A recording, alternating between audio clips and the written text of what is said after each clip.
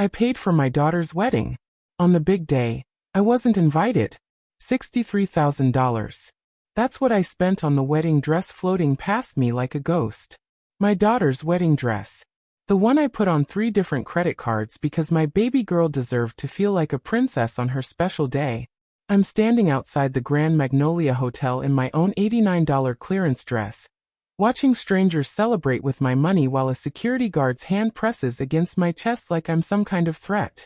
Ma'am, I'm going to need to see your invitation. Through the glass doors, crystal chandeliers I paid for cast light on tables I funded, while guests eat food I can't afford, drink wine that costs more than my monthly rent. My daughter Keisha glides across the dance floor in that $4,000 dress, laughing with bridesmaids whose dresses I also bought, completely unaware that her mother is being treated like a trespasser at her own daughter's wedding. There's been a mistake, I say, my voice cracking despite my efforts to stay calm.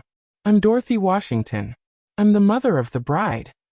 The guard glances at his clipboard with practiced pity. I'm sorry, ma'am, but your name's not on the list. Not on the list. At the wedding I paid for. The burgundy dress I spent 3 weeks shopping for, wanting to look perfect for my daughter's big day, suddenly feels like a costume for a role I'm no longer allowed to play. Behind the security guard, I watch my life savings dance in a room I'll never enter. But then I see him. James Whitfield, Marcus's father, stepping out of a black Mercedes in a designer tuxedo that probably costs more than I make in 3 months. He looks directly at me through the glass and smiles. Not the warm smile of a fellow parent sharing this joyous moment. No, this is the cold, calculated smile of a man who just won a very expensive game. A game I didn't even know I was playing. $63,000 from cleaning other people's toilets for 35 years. Gone. And the man responsible for my humiliation thinks he's untouchable. But James Whitfield just made the biggest mistake of his privileged life. He has no idea who Dorothy Washington used to be. 3 hours earlier, I'd been at Keisha's apartment, helping her with final preparations. She'd seemed distant all morning, avoiding eye contact as I fussed over her veil. Mama, she'd finally said, her voice small. There's something I need to tell you. I'd looked up from adjusting her train, my heart already beginning to sink at her tone. The Whitfields, they think it would be better if the wedding was more intimate. Immediate family only. Baby, I am immediate family. I'm your mother. Keisha's eyes filled with tears, but her voice remained firm. Marcus's family has been so good to us, Mama. They're helping us buy a house in Buckhead, and James is giving Marcus a position at his law firm. They just think. They think what, baby? They think having too many different types of people might make some of their family uncomfortable. The words hit me like a physical blow. Different types of people. I'd raised this girl alone after her father died when she was 8. Worked double shifts to put her through college. Sold my mother's engagement ring to help pay for her law school. And now she was ashamed of me because the Whitfields, with their old money and their country club memberships, had convinced her I wasn't good enough for their society wedding. But Mama, you'll get to see all the pictures, and we'll have a big family dinner next week, I promise. I'd kissed her forehead and left without another word. What could I say? That I'd already paid for everything? That would only make her feel guilty, and this was supposed to be the happiest day of her life. But sitting in my car outside her apartment, the truth crystallized with painful clarity. This wasn't about seating arrangements or social awkwardness. This was about erasure. James Whitfield wanted to rewrite history, make it seem like his family had given Keisha everything, including this wedding. And my daughter, my brilliant, educated daughter, was letting him do it. Back in my apartment, I stared at my reflection in the hallway mirror. The woman looking back had calloused hands and tired eyes, but she also had something James Whitfield had forgotten about entirely. I opened my bedroom closet and pulled out a box I hadn't touched in years. Inside, beneath old photos and birthday cards from Keisha, was a newspaper clipping from 1999. Prosecutor Dorothy Patterson wins major corruption case. The accompanying photo showed a younger version of myself in a sharp business suit, standing on courthouse steps. Dorothy Patterson, assistant district attorney. The woman I'd been before I became Dorothy Washington, the housekeeper. I'd given up my career when Keisha's father died. Not because I couldn't handle both, but because my 8-year-old daughter needed her mother more than Fulton County needed another prosecutor. But 25 years of scrubbing floors hadn't erased what I knew about power, corruption, and how to take down men who thought they were untouchable. Especially men like James Whitfield. My hands shook as I reached for my phone. 3 calls. That's all it would take to remind Atlanta that Dorothy Patterson was still very much alive. Jerome. My nephew answered on the second ring. I need a favor, baby. How good are you at finding things people don't want found? Aunt, you're scaring me. What's going on? I looked at that newspaper clipping again. At the woman I used to be. I'm about to remember who I am. Jerome called back at midnight with a trembling voice. Aunt, you need to see this. I'm coming over. When he arrived at my apartment, my nephew's usual easy smile was gone. He spread printouts across my kitchen table like tarot cards predicting disaster. James Whitfield isn't just corrupt, he said. He's a predator. The documents showed shell companies, offshore accounts, and a pattern that made my prosecutor instincts scream. But it was the last page that made my blood run cold. A demolition order for the Riverside housing complex, home to 200 families. Demolition scheduled for next month. Those families, I whispered, recognizing the address. That's where Rosa Martinez lives. Rosa had cleaned offices for 30 years, sent 3 kids to college. Now she was about to lose her home so James could build luxury condos. Jerome pulled up a recording on his phone. I found this on the law firm server. It's from last week. James Whitfield's voice filled my kitchen. These people are expendable. Once they're relocated, we can begin construction immediately. The mayor's already signed off. My hands clenched into fists. This wasn't just about my humiliation anymore.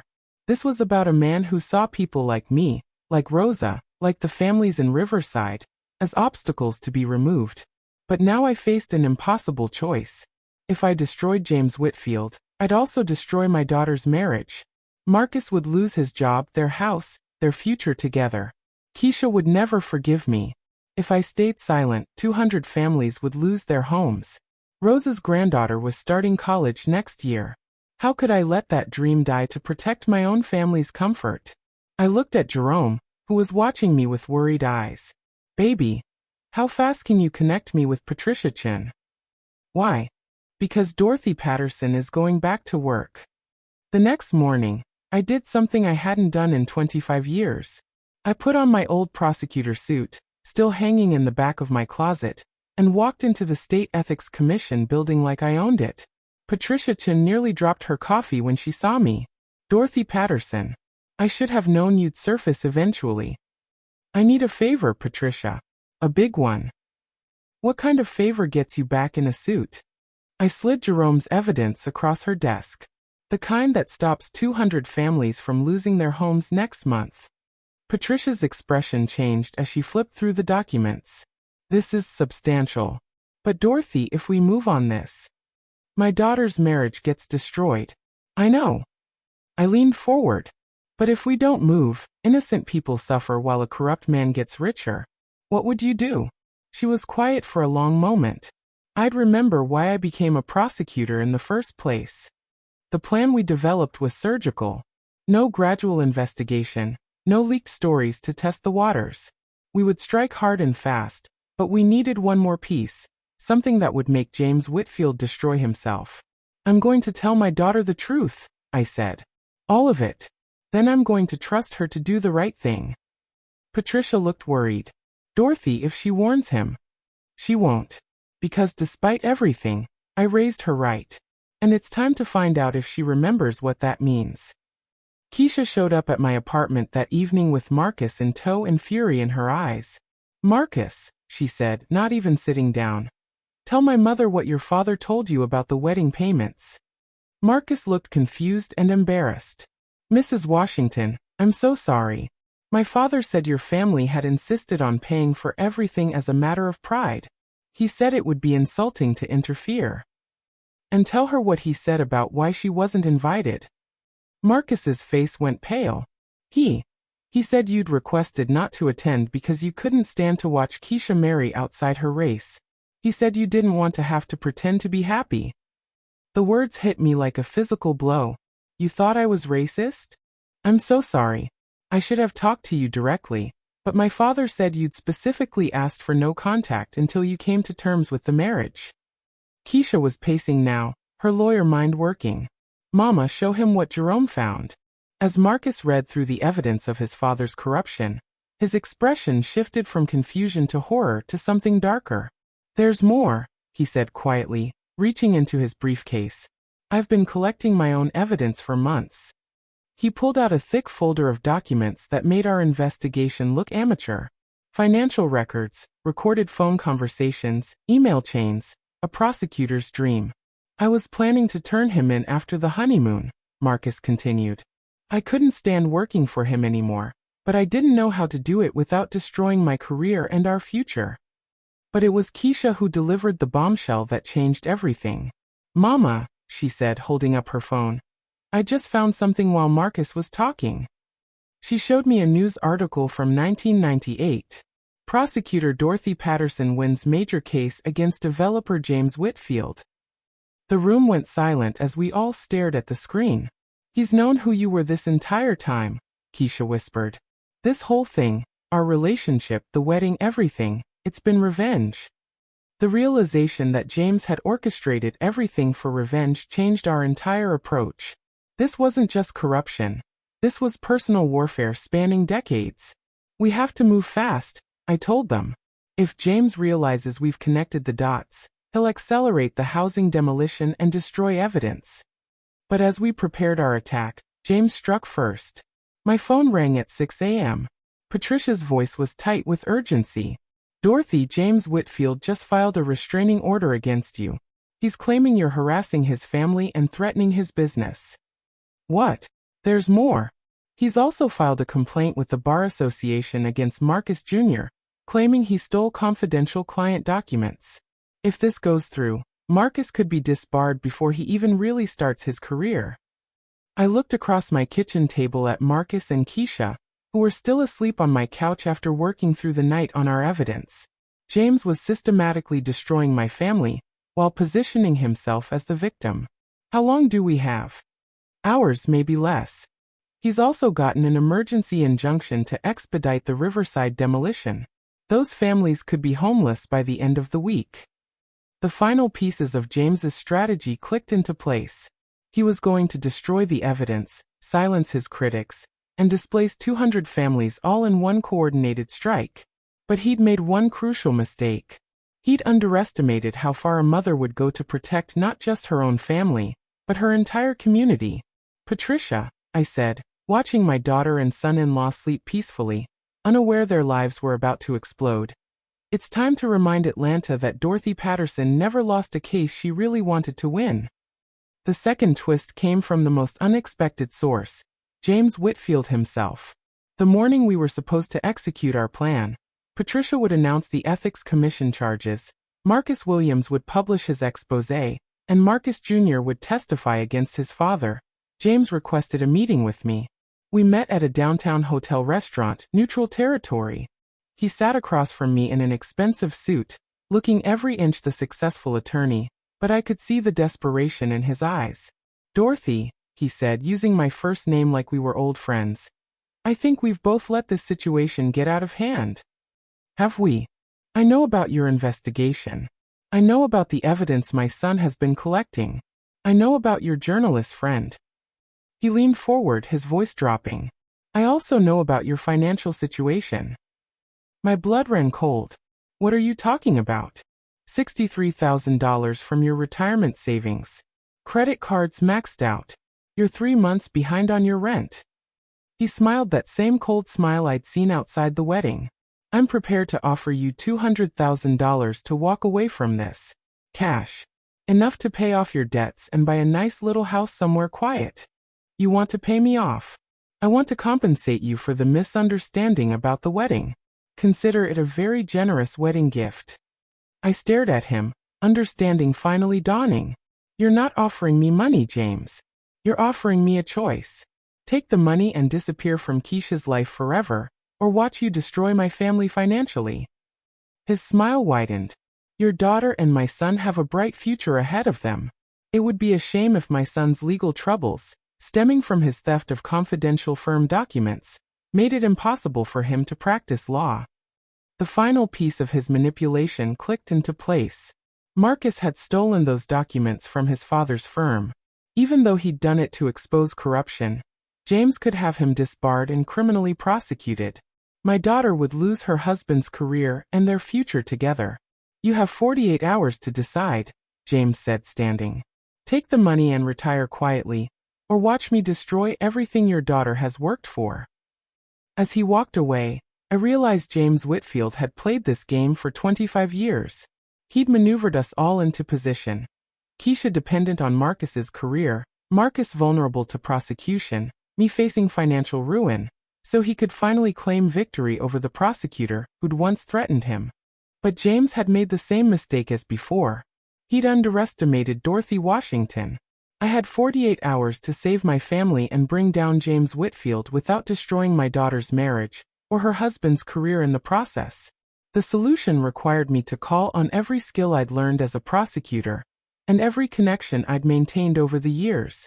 But most importantly, it required me to trust my daughter and son-in-law completely. First, I met with Patricia and Marcus Williams to accelerate our timeline. Instead of a gradual investigation, we would go public immediately, but with a twist. We need Marcus Jr. to return those documents to his father's office, I told them, but not before we photographed every page and created copies with proper timestamps. Mrs. Washington, Marcus Williams said, if he returns the documents, we lose our evidence. No, we don't. Because those documents are going back with something extra, a federal wiretap warrant. I'd called in my biggest favor. My former boss, now a federal judge, had agreed to issue a wiretap warrant based on our evidence of ongoing fraud. When Marcus returned the documents, they'd be accompanied by recording devices that would capture James destroying evidence, a federal crime that couldn't be dismissed on technicalities. The plan required Marcus Jr. to walk back into his father's office and confess to taking the documents, knowing his father would immediately try to destroy them. It was dangerous. James could have his son arrested on the spot. But it was our only chance to get irrefutable evidence of obstruction of justice. I'll do it, Marcus said when I explained the plan. But Mrs. Washington, what about his threat to have me disbarred? I smiled, feeling more like my old prosecutor self than I had in 25 years. Baby, your father's about to have much bigger problems than your career. 2 days later, everything came together in James Whitfield's downtown office. Marcus Jr. walked into his father's office at exactly 3 p.m., carrying the stolen documents in a briefcase. I sat in a van outside with FBI agents, listening to their conversation through the wiretap. Dad, I need to confess something, Marcus began, his voice steady despite the circumstances. What is it, son? I've been taking documents from your files. Information about the city contracts, the zoning approvals, the housing complex demolition. There was a long pause. Then James's voice, cold and calculating. How long has this been going on? 6 months. I was going to turn you in, but I realized I couldn't destroy our family like that. Who else knows about this? No one. I destroyed everything. I'm sorry, Dad. I couldn't stand by and watch you hurt people anymore. Another pause. Then the sound of papers shuffling. You did the right thing, Marcus. These documents could have caused serious problems for a lot of important people. We need to make sure they're properly disposed of. The sound of a paper shredder filled the van. James Whitfield was systematically destroying evidence of fraud, obstruction of justice, and corruption, all while being recorded by federal agents. But the confrontation was just beginning. At exactly 3:30 p.m., as planned, I walked into the office building. Not as Dorothy Washington, the housekeeper who'd been denied entry to her daughter's wedding, but as Dorothy Patterson, former assistant district attorney for Fulton County. I took the elevator to the 23rd floor and walked past the secretary, who'd been instructed to let me through, straight into James Whitfield's office. He looked up from the paper shredder, his face going white as he recognized me. Hello, James, I said, closing the door behind me. We need to talk. Marcus Jr. stood frozen beside his father's desk, not understanding what was happening but smart enough to stay quiet. Dorothy. James's voice was carefully controlled. This is a surprise. Is it? You've been planning your revenge against me for 25 years. I thought it was time we finished what we started. James glanced at the shredder, then back at me. I'm not sure what you mean. I mean the housing complex you're about to demolish. I mean the families you're about to displace. I mean the bribes you've been paying to city officials for decades. I walked closer to his desk. I mean the way you manipulated my daughter's wedding to humiliate me. The way you lied to your son about who paid for it. The way you tried to buy me off yesterday.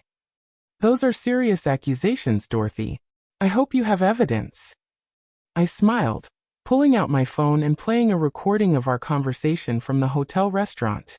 His voice filled the office, offering me money to disappear from Keisha's life. Oh, I have evidence, James. More than you can imagine. That's when he realized the trap he'd walked into. The documents Marcus had returned weren't the originals, they were copies. The real evidence was safe with the FBI, and everything he'd said and done in the last hour had been recorded.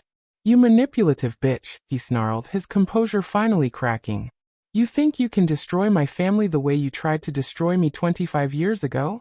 I'm not destroying your family, James. I'm saving mine. The office door opened and FBI agents poured in, led by Patricia Chen from the Ethics Commission. James Whitfield, the lead agent said, you're under arrest for conspiracy to commit fraud, bribery of public officials, and obstruction of justice.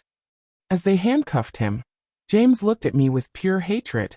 This won't save your daughter's marriage. When this gets out, Marcus will never forgive you for destroying his father.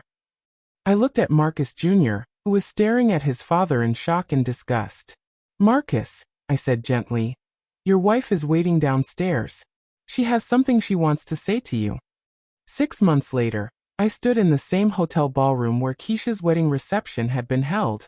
But this time, I was the guest of honor at a celebration for the families who'd been saved from displacement when the housing complex demolition was halted. James Whitfield had been sentenced to 8 years in federal prison. His law firm had collapsed, but Marcus Jr. had been offered positions at 3 different civil rights organizations. He'd chosen to work for the Legal Aid Society, helping low-income families fight predatory developers. Keisha approached me as I watched children play on the dance floor. Kids who still had homes because we'd stopped James's demolition plan.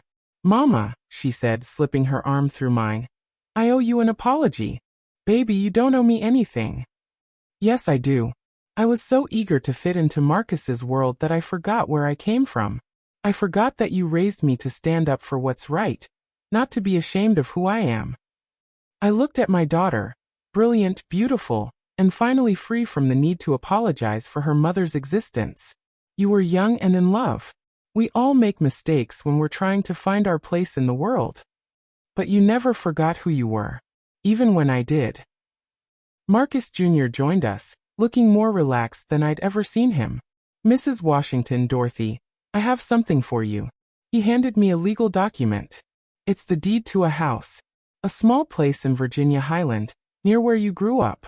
It's paid for with money recovered from my father's hidden accounts, money that should have gone to the families he cheated. I stared at the deed, then at this young man who'd risked everything to do the right thing. Marcus, I can't accept this. Yes, you can. It's not charity, it's justice. You lost your retirement savings because of my father's actions. This is just returning what was stolen from you. But the real vindication came when Keisha handed me another document. A wedding invitation printed on elegant cream paper. We're having another ceremony, she said, tears in her eyes. A real one this time. Small and simple, in your new backyard. Just family and friends who actually matter. I looked at the invitation, my name prominently listed as mother of the bride. And Mama, Keisha continued, we want you to walk me down the aisle. You've been my father and my mother both since Daddy died. It's time everyone knew that. As I held my daughter, watching Marcus speak with some of the children whose homes we'd saved, I realized that James Whitfield had been right about one thing. This had been about 2 families destroying each other. But he'd been wrong about who would survive. The Washington family had survived by remembering who we were and what we stood for. The Whitfield family had destroyed itself by forgetting that power without integrity is just another form of weakness. 3 weeks later, in the garden of my new home, I walked my daughter down a flower-lined path to marry the man she loved. Not because his family had money or status, but because he'd proven himself willing to sacrifice everything for justice. As I placed Keisha's hand in Marcus's, I whispered, "Take care of each other, and never forget where you came from." They promised they wouldn't. And this time, I believed them. The wedding was perfect. Small, intimate, real. Everything the first one hadn't been. As I danced with my daughter in the backyard of the house that Justice had built, I thought about Dorothy Patterson, the prosecutor I used to be, and Dorothy Washington, the mother I'd become. Sometimes the most important cases aren't won in courtrooms. Sometimes justice is served at kitchen tables and wedding altars, in the choices we make about who we're willing to become and who we refuse to abandon.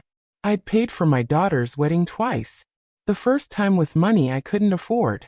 The second time with courage I didn't know I still had. The second payment was worth every penny.